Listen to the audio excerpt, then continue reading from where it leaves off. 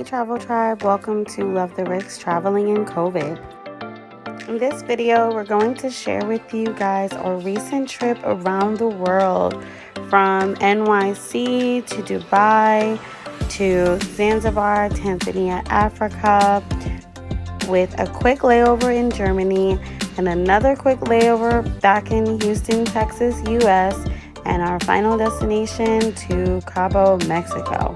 Ooh.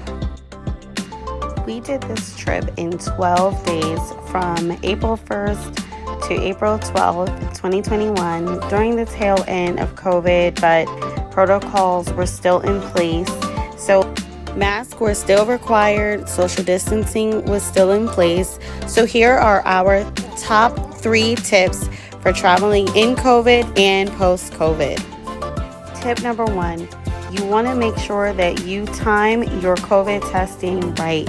For this trip, we needed not 1, not 2, not 3, 4, 5, but 6. Yes, 6 COVID tests. And they needed to be timed extremely well for us to get into each and every country and to ensure that we had all of the necessary documentation needed to get on the plane at each stop.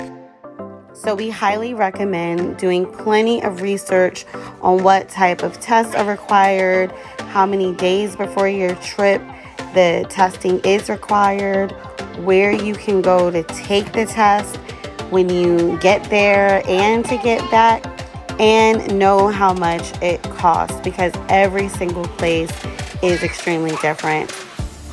And even if you are vaccinated, you will probably still need a COVID test. Most folks that have vaccinations are not exempt. We also highly recommend printing out your PCR test and having it available when you get to the airport. Some places accept mobile PCR tests and everyone does not. So make sure that you have your PCR test in hand for you to board your flight. Extremely important.